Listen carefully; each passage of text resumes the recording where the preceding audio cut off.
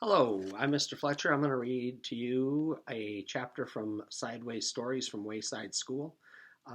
There is an introductory video that just talks about why I started doing these videos.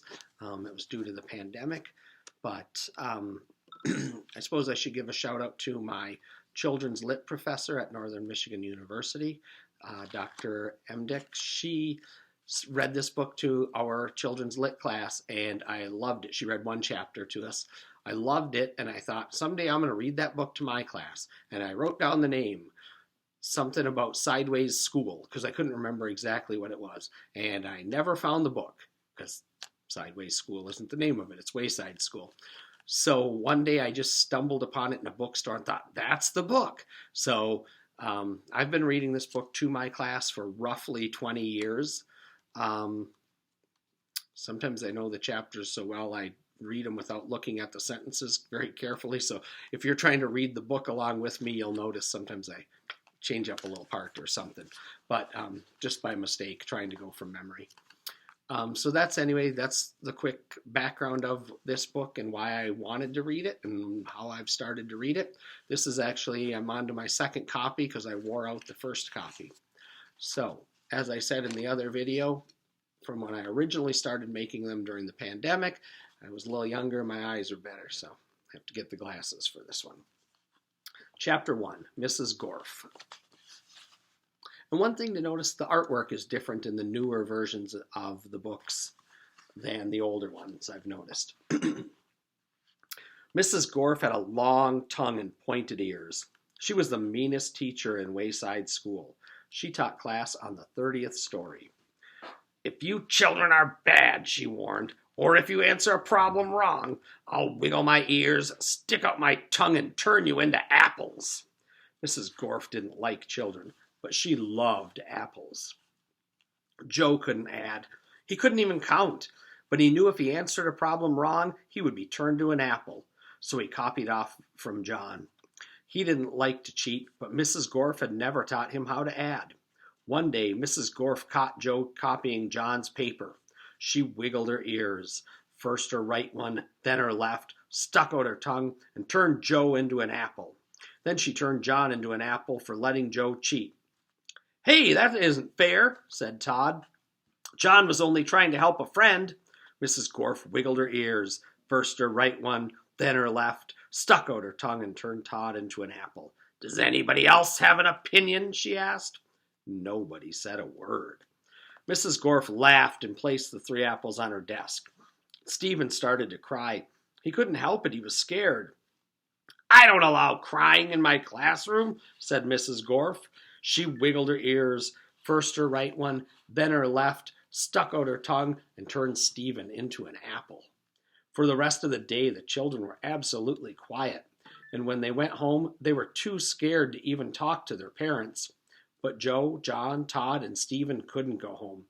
Mrs. Gorf just left them on her desk. They were able to talk to each other, but they didn't have much to say. Their parents were very worried. They didn't know where their children were. Nobody seemed to know. The next day, Kathy was late for school. As soon as she walked in, Mrs. Gorf turned her into an apple. Paul sneezed during class. He was turned into an apple. Nancy said, "God bless you," when Paul sneezed. Mrs. Gorf wiggled her ears, first her right one, then her left, stuck out her tongue, and turned Nancy into an apple. Terence fell out of his chair. He was turned into an apple. Mauricia tried to run away. She was halfway to the door as Mrs. Gorf's right ear began to wiggle. When she reached the door, Mrs. Gorf's left ear wiggled. Mauricia opened the door and had one foot outside. When Mrs. Gorf stuck out her tongue, Mauricia became an apple. Mrs. Gorf picked up the apple from the floor and put it on her desk with the others. Then a funny thing happened. Mrs. Gorf turned around and fell over a piece of chalk. All 3 Erics laughed. They were turned to apples.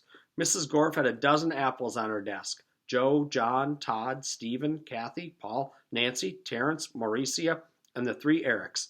Eric Fry, Eric Bacon, and Eric Ovens.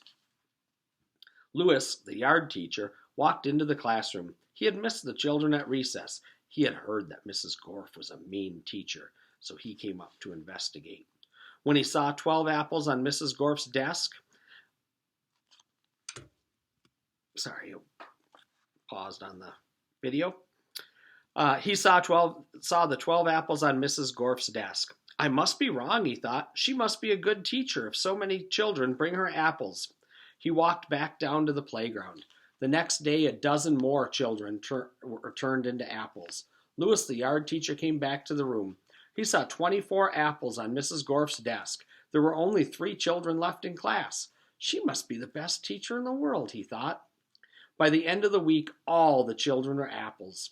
Mrs. Gorf was very happy. Now I can go home, she said. I don't have to teach anymore, and I won't have to walk up 30 flights of stairs ever again. You're not going anywhere, shouted Todd. He jumped off the desk and bopped Mrs. Gorf on the nose. The rest of the apples followed.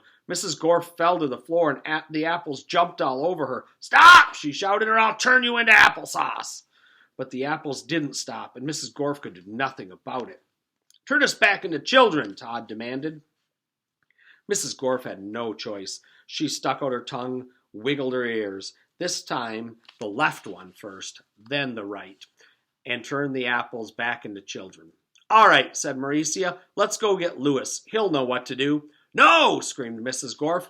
I'll turn you back into apples. She wiggled her ears, first the right one, then her left, stuck out her tongue, but Jenny held up a mirror, and Mrs. Gorf turned herself into an apple. The children didn't know what to do. They didn't have a teacher. Even though Mrs. Gorf was mean, they didn't think it was right to leave her as an apple. But none of them knew how to wiggle their ears. Louis, the yard teacher, walked in. Where's Mrs. Gorf? He asked. Nobody said a word. Boy, am I hungry, said Louis. I don't think Mrs. Gorf will mind if I ate this apple. After all, she always has so many. He picked up the apple, which was really Mrs. Gorf, shined it up on his shirt, and ate it. And that's where we'll pause at the end of chapter 1 today. Thank you.